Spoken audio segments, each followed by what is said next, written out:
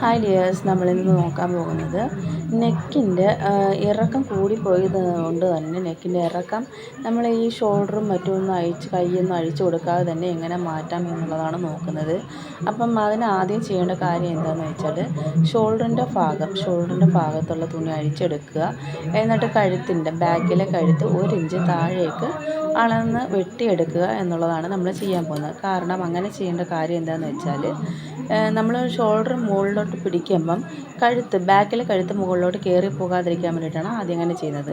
അതിന് നമ്മൾ ആദ്യം ഷോൾഡറിൻ്റെ ഭാഗത്ത് തയ്യൽ അഴിച്ച് മാറ്റിയതിന് ശേഷം ബാക്കിൻ്റെ കഴുത്തിൻ്റെ സൈഡിലുള്ള ആ തയ്യൽ നമ്മൾ അഴിച്ച് മാറ്റിയതിന് ശേഷം 2ആയിട്ട് മടക്കിയിട്ട് ഇതേപോലെ 1 ഇഞ്ച് ഒന്ന് താത്ത് വെച്ച് മാർക്ക് ചെയ്തതിന് ശേഷം ഷോൾഡർ രണ്ടും നല്ലതുപോലെ ബാക്കിലും ഫ്രണ്ടിലുമൊക്കെ ഒരേപോലെ തന്നെ കൂട്ടി പിടിച്ചതിന് ശേഷം നമ്മളത് വരച്ചെടുക്കുകയാണ് ചെയ്യുന്നത്. മുകളിൽ നിന്ന് 1 ഇഞ്ച് താഴോട്ട് വിട്ട് അങ്ങേ അറ്റം വരെ വെട്ടിക്കളയരുത്. അതുകൊണ്ട് 1 ഇഞ്ച് താഴെ വിട്ട് ആ കറക്റ്റ് പോയിൻറ്റിൽ തന്നെ നമ്മളൊന്ന് വരച്ചെടുക്കുകയാണ് ആദ്യം ചെയ്യുന്നത്. കത്രി എടുക്കാൻ നേരത്തെ നിലത്ത് പോയി കേട്ടോ. അപ്പം ഒന്നുകൂടി ഒന്ന് കാണിച്ചു തരാം. നമ്മൾ ഷോൾഡറിൻ്റെ ഭാഗവും ബാക്കിലെ കഴുത്തിൻ്റെ ഭാഗവും ഒരേപോലെ തന്നെ ചേർത്ത് പിടിച്ചതിന് ശേഷം മാർക്ക് ചെയ്യുമ്പോൾ നമുക്കത് മാർക്ക് ചെയ്യാം. പക്ഷേ അളന്ന് കത്രിക കൊണ്ട് മുറിച്ചെടുക്കുമ്പോൾ 2 വശവും ഒരേപോലെ തന്നെ ഉണ്ടോ എന്നൊക്കെ നിവർത്തി നന്നായിട്ട് നോക്കി വെച്ചതിന് ശേഷം മാത്രമേ നമ്മളത് വെട്ടി മാറ്റാൻ പാടുള്ളൂ. ഇല്ലെന്നുണ്ടെങ്കിൽ 2 സൈഡും 2 അളവായി പോകും. പിന്നെ ബാക്കിലെ കഴുത്ത് ഫിനിഷിങ്ങോടുകൂടി നമുക്ക് തയ്ച്ചെടുക്കാൻ പറ്റത്തില്ല. അപ്പോൾ ലെവലോടുകൂടി തന്നെ വെച്ചതിന് ശേഷം നമ്മൾ മുറിച്ചെടുക്കുകയാണ് ചെയ്യുന്നത്. മുറിച്ചെടുത്ത് മാറ്റിയതിന് ശേഷം വേറൊരു പീസാണ് ക്രോസ് പീസിന് വേണ്ടിയിട്ട് ഞാൻ അവിടെ വെട്ടി വെച്ചേക്കുന്നത്. 1.5 ഇഞ്ച് വീതിക്ക് നീളത്തിലും വെട്ടിയെടുത്തൊരു ക്രോസ് പീസാണ്. ചിലരിതിങ്ങനെ ചേർത്ത് മടക്കിയതിന് ശേഷം സ്റ്റിച്ച് ചെയ്തതിന് ശേഷമാണ് കൂട്ടിച്ചേർക്കുന്നത്. ഞാനിപ്പോൾ അങ്ങനെ ചെയ്യുന്നില്ല. ഒന്നിച്ച് 2ആയിട്ട് മടക്കി വെച്ചതിന് ശേഷം കഴുത്തിൻ്റെ ബാക്ക് ഫ്രണ്ട് പോഷത്ത് വേണം നമ്മൾ ഈ ക്രോസ് വെച്ചിട്ട് വെട്ടിയെടുക്കാൻ വേണ്ടിയിട്ട്. അപ്പോൾ അത് മൊത്തത്തിൽ ഞാനതെങ്ങനെ തയ്ച്ചെടുത്തിട്ടുണ്ട്. അതിന് ശേഷം ഇതേപോലെ മടക്കി വെച്ചതിന് ശേഷം അറ്റം വെച്ച് നമ്മൾ ക്രോസ് പീസിൻ്റെ ഭാഗത്ത് വെച്ചിട്ട് വേണം ഒന്ന് പതിച്ച് തയ്ച്ചെടുക്കാൻ വേണ്ടിയിട്ട്. എന്നിട്ട് നമ്മളൊന്ന് വെച്ച് നോക്കുമ്പോഴത്തേക്ക് നമുക്ക് കറക്റ്റ് ലെവലോടുകൂടി തന്നെ കിട്ടുന്നുണ്ട് കേട്ടോ. എന്നിട്ട് മുകളിലത്തെ ഭാഗം രണ്ടും ഇങ്ങനെ ചേർത്ത് വെച്ചതിന് ശേഷം അവിടുന്ന് താഴോട്ട് നമ്മൾ ഇതിൻ്റെ ലെന്ത് കുറച്ചെടുക്കുകയാണ് ചെയ്യുന്നത്. അതായത് കഴുത്തിൻ്റെ ഇറക്കം കൂടിപ്പോയതുകൊണ്ട് ഇത് കുറയ്ക്കുകയാണ് ചെയ്യുന്നത്.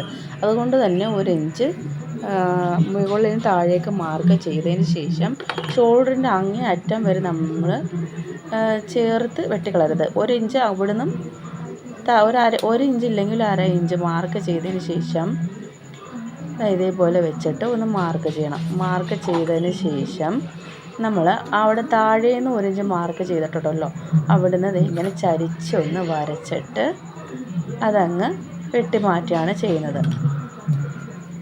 നേരെ ഇങ്ങനെ പിടിച്ച് വെച്ചതിന് ശേഷം മാത്രമേ അത് മുറിച്ച് മാറ്റാൻ പാടുള്ളൂ കേട്ടോ. എപ്പോഴും ലെവൽ ചെയ്തതിന് ശേഷം മാത്രമേ മുറിച്ച് മാറ്റാൻ പാടുള്ളൂ.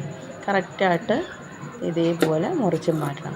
അതിന് ശേഷം അപ്പുറത്തെ ഭാഗം ഇതേപോലെ ചെയ്ത് മുറിച്ച് മാറ്റിയതിന് ശേഷം നമ്മൾ ഷോൾഡറിൻ്റെ അതായത് കഴുത്തിൻ്റെ ഭാഗം ലോക്ക് ചെയ്തിട്ടാണ് നമ്മളത് തയ്ച്ച് എടുക്കുന്നത്. അപ്പം ഇതേപോലെ ക്രോസ് പീസ് വരുന്ന ഭാഗം പുറത്തും ഭാഗം അകത്തോട്ടും വെച്ചിട്ട് ഇതേപോലെ മടക്കി വെച്ച് നമ്മളത് ഇങ്ങനെ തയ്ച്ചെടുക്കുകയാണ് ചെയ്യുന്നത്. അപ്പം ഇതുണ്ടോ തയ്ച്ചെടുത്തിട്ടുണ്ട്. തയ്ച്ചെടുത്തതിന് ശേഷം നമ്മളിത് അകത്തുനിന്ന് ഇങ്ങനെ പുറത്തോട്ട് വലിക്കുമ്പോഴത്തേക്ക് നേരത്തെ നമുക്ക് എങ്ങനെയാണോ ഫിനിഷിങ്ങോട് കൂടി കിട്ടിയത് അതേപോലെ തന്നെ ഇത് കിട്ടും. ഇതേപോലെ പ്രത്യേകിച്ച് മാർക്കുകളൊന്നുമില്ലാതെ നല്ല നീറ്റായിട്ട് നമുക്ക് കിട്ടും. ഷോൾഡർ മുഴുവനും അഴിച്ചെടുക്കേണ്ടി വന്നിട്ടില്ല. അതേപോലെ ഇപ്പുറത്തെ സൈഡ് നമ്മൾ ഇതേപോലെ തയ്ച്ചെടുക്കാൻ പോവുകയാണ്. അപ്പോൾ ഞാനതും തയ്ച്ചെടുത്തിട്ടുണ്ട്. 2 സൈഡ് നല്ല നീറ്റായിട്ട് തയ്ച്ചെടുത്തിട്ടുണ്ട്. ഇനി നമ്മളത് തിരിച്ചിട്ടതിന് ശേഷം ബാക്കിൽ ക്രോസ് പീസ് വരത്തില്ലേ, അത് നന്നായിട്ട് പിടിച്ച് നിവർത്തി വെച്ചതിന് ശേഷം ചെറുതായിട്ടൊന്ന് ലോക്ക് ചെയ്ത് തോളിൻ്റെ ഭാഗത്ത് നിന്ന് നെക്ക് റൗണ്ടിന് തയ്ച്ചെടുക്കുകയാണ് ചെയ്യുന്നത്. ചിലർ മറിച്ചിട്ട് തയ്ക്കുകയും ചെയ്യും. പക്ഷേ എനിക്ക് ഇതാണ് വാക്ക്, അതുകൊണ്ട് തന്നെ ഞാനിത് ഇങ്ങനെ തയ്ച്ചെടുക്കണം കേട്ടോ. ഇങ്ങനെ റൗണ്ടിന് നന്നായിട്ട് ഫിനിഷിങ്ങോടുകൂടി തയ്ച്ചെടുക്കാം. നമ്മൾ പതിച്ചടിച്ചത് കൊണ്ട് തന്നെ നെക്ക് നമുക്ക് പിടിച്ച് വെക്കേണ്ടി വരത്തില്ല. ഇതേപോലെ റൗണ്ടിൽ നന്നായിട്ട് കറക്കിയെടുത്ത് അറ്റത്ത് തോളിൻ്റെ അറ്റം വരുമ്പോഴത്തേക്കും അവിടെ ഒന്ന് ലോക്ക് ചെയ്ത് നിർത്തുക. തുടങ്ങുമ്പോഴും നിർത്തുമ്പോഴും നമ്മൾ ലോക്ക് ചെയ്ത് നിർത്തിയില്ലെന്നുണ്ടെങ്കിൽ തയ്യൽ അഴിഞ്ഞു പോകാൻ സാധ്യതയുണ്ട് കേട്ടോ. അതുകൊണ്ട് തന്നെ നല്ല നീറ്റായിട്ട് തയ്ച്ചതിന് ശേഷം ഒന്ന് ലോക്ക് ചെയ്ത് നിർത്തണം. അങ്ങനെ തയ്ച്ചെടുത്തിട്ടുണ്ട്. ഇനി നമുക്കതിൻ്റെ ഫിനിഷിങ് എങ്ങനെയുണ്ടെന്ന് നോക്കാം. നൂല് മുറിച്ച് കളഞ്ഞതിന് ശേഷം നിവർത്തിയിടുകയാണ്. നിവർത്തിയിടുമ്പോൾ നിങ്ങൾക്ക് തന്നെ അത് കാണാൻ പറ്റും. നല്ല ഫിനിഷിങ്ങോട് കൂടി തന്നെ നമ്മൾ തയ്ച്ചെടുത്തിട്ടുണ്ട്. ഇങ്ങനെ നമുക്ക് എളുപ്പമായിട്ട് തയ്ച്ചെടുക്കാം. ബാക്കിലും നല്ല നീറ്റായിട്ട് വന്നിട്ടുണ്ട്, ഫ്രണ്ടിലും നല്ല നീറ്റായിട്ട് വന്നിട്ടുണ്ട്. ഇത് 3 പീസ് നൈറ്റി ആയതുകൊണ്ട് തന്നെ അഴിച്ച് കുളവാക്കുന്നതിനും പകരം നമ്മൾ ഇതേപോലെ ചെയ്തെടുക്കുകയാണെങ്കിൽ നമുക്ക് നല്ല നീറ്റായിട്ട് നെക്കിൻ്റെ ഇറക്കം കുറച്ചെടുക്കാൻ പറ്റും. ഇതേപോലെ എന്തായാലും നിങ്ങളൊന്ന് ചെയ്ത് നോക്കുക. നിങ്ങൾക്ക് ഈ വർക്ക് ഇഷ്ടപ്പെട്ടിട്ടുണ്ടെങ്കിൽ ലൈക്ക് ചെയ്യാനും ഷെയർ ചെയ്യാനും കമൻറ്റ് ചെയ്യാനും മറക്കരുത്.